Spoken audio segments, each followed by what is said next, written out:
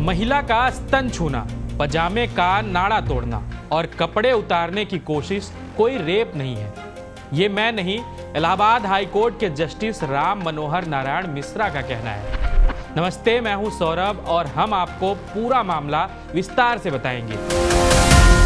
ANI के reports के मुताबिक इलाहाबाद हाई कोर्ट में जस्टिस राम मनोहर नारायण मिश्रा की बेंच ने रेप के प्रयास और अपराध की तैयारी के बीच के अंतर को सही तरीके से समझने की जरूरत बताते हुए कहा कि पीड़िता के स्तनों को पकड़ना, उसके पजामे का नाड़ा तोड़ना, उसे पुलिया के नीचे खींचने का प्रयास करना रेप या रेप के प्रयास के अंतर्गत नहीं आता है।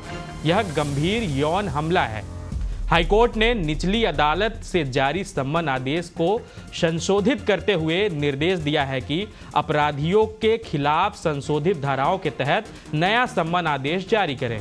बताया जा रहा कि नवंबर 2021 में कासगंज के पटियाली थाना क्षेत्र में रहने वाली पीड़िता ने आरोप लगाया कि 10 नवंबर 2021 की शाम जब वह अपनी 14 साल की नाबालिग बेटी के साथ ननद के घर से लौट रही थी, तभी गांव के रहने वाले पवन और आकाश ने उसकी नाबालिग बेटी को बाइक से घर छोड़ने की पेशकश की। भरोसा कर बेटी को बाइक पर बैठने दिया, लेकिन गांव के सुनसान रास्ते में दोनों ने बाइक रोक दी और नाबालिग बेटी के स्तन पकड़े, नाले में खींच ले गए और उसके पजामे का नाड़ा तोड़ दिया। राहगीरों के अचानक आ जाने से दोनों आरोपी नाबालिग लड़की को छोड़कर फरार हो गए। बता दें कि इस मामले में आरोपी और पीड़ित करीबी रिश्तेदार हैं। आरोपी आकाश पीड़िता का मौसेरा भाई है।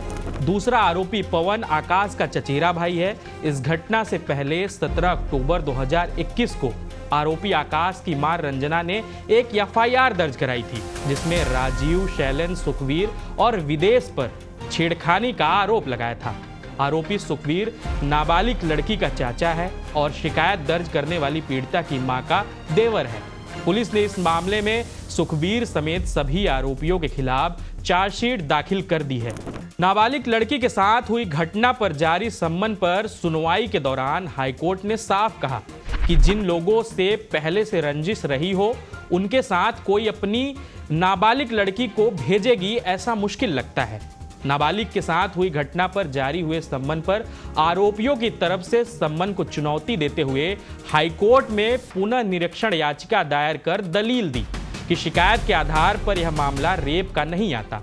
यह केवल 354B आईपीसी यानी छेड़खानी और पॉक्सो एक्ट के तहत आता है। इस मामले पर सुनवाई करते हुए इलाहाबाद हाईकोर्ट में जस्टिस राम मनोहर नारायण मिश्रा की बेंच ने स्पष्ट कहा कि पीड़िता के स्तनों को पकड़ना, उसके पजामे का नाड़ा तोड़ना, उसे पुलिया के नीचे खींचने का प्रयास करना रेप या रेप के प्रयास के अंतर्गत नहीं आता है। यह गंभीर यौन हमला है, बलात्कार के प्रयास का आरोप नहीं बनता। अदालत ने साफ कहा कि रेप के प्रयास और अपराध की तैयारी के बीच अंतर को सही तरीके से समझना चाहिए।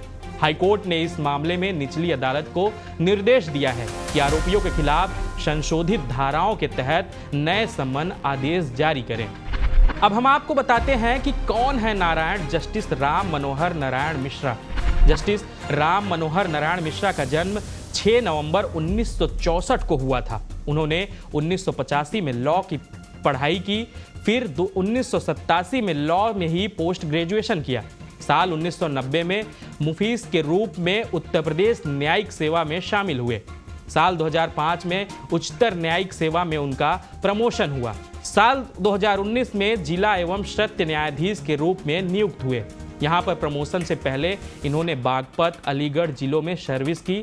साथ ही इन्होंने JTRI के निदेशक और लखनऊ में जिला एवं सत्र न्यायाधीश के रूप में कार्य भी किया है। अब इस मामले में राजनीतिक गलियारों में भी हलचल मच गई है, जिस पर कई नेता अपनी प्रतिक्रिया भी दे रहे हैं। इलाहाबाद हाईकोर्ट का एक जजमेंट आया है जिसमें कहा गया है कि लड़की के कपड़े फाड़ना या उसके प्राइवेट पार्ट्स को छूना रेप या रेप की कोशिश का मामला नहीं है। इससे बहुत लोग उद्वेलित हैं, बहुत आक्रोशित हैं, बट क्योंकि इतना आक्रोश है तो कुछ बातें और जान लीजिए। पवन और आकाश नाम के 2 लड़के थे। उन्होंने 11 वर्ष की एक लड़की के साथ दुर्व्यवहार करने की कोशिश करी, उसके स्तनों को छुआ, उसके नाड़े को तोड़ दिया और उसके बाद उसको पुलिया के नीचे घसीटने की कोशिश की।